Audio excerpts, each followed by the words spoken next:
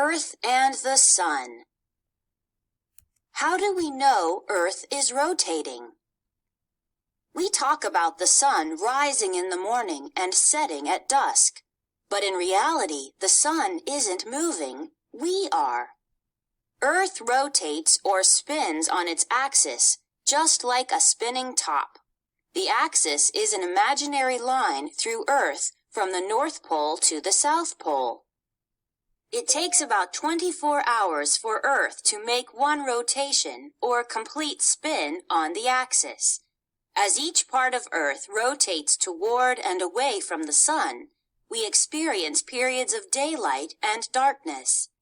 As the day begins, the sun appears to rise in the east.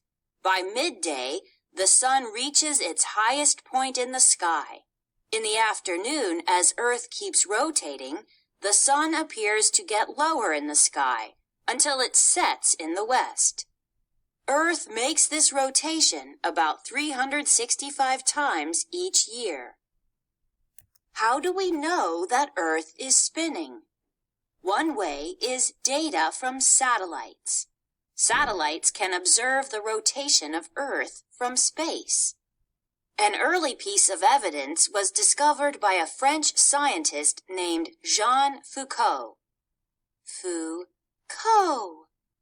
A pendulum or suspended weight was hung by a long string. It was made to swing back and forth, north to south. As hours passed, the direction the pendulum was swinging moved around in a clockwise direction. After a while, it was swinging northeast-southwest. After a bit, it was swinging east-west, then southeast-northwest, then finally north-south again. What caused this change in the pendulum's direction of swing was that Earth was rotating under it.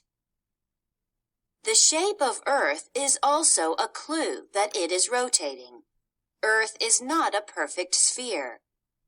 It is slightly flattened at the north and south poles and bulges slightly at the equator. It is similar to what happens in a washing machine. As the clothes spin around, they get thrown to the edge. As Earth spins, its matter also gets shifted to the edge, creating a slightly bulging equator. A line graph uses one or more line segments to show changes in data. This line graph shows the number of hours of daylight for 3 latitudes during a year. Caption: Foucault's pendulum showed that Earth rotated.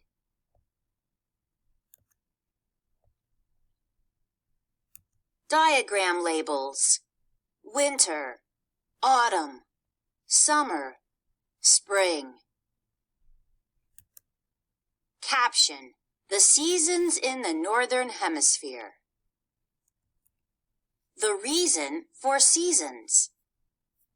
In many parts of the United States, as you switch from a bathing suit to a sweater, to a winter coat, to a t-shirt, you have certainly noticed that seasons change every year.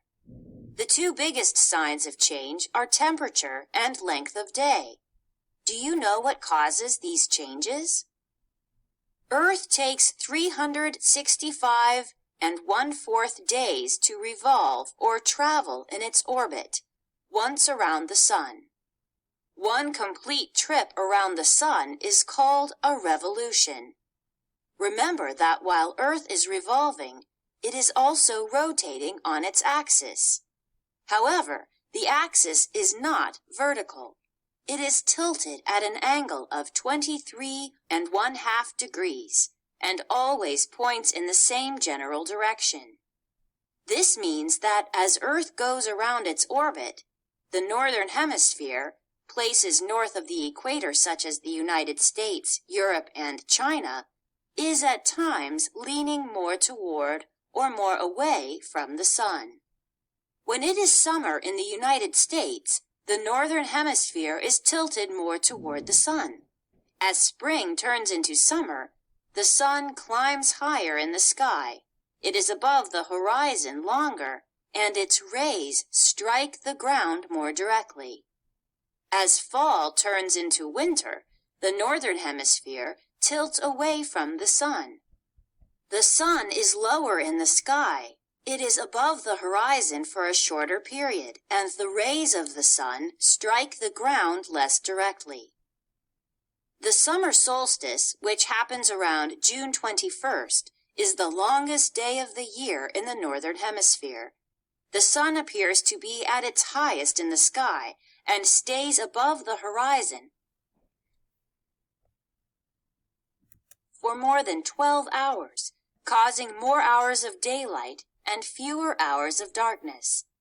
The summer solstice marks the first day of summer. In contrast, the winter solstice, which occurs around December 21st, is the shortest day of the year north of the equator. The sun doesn't appear to get very high in the sky and is above the horizon for fewer than 12 hours.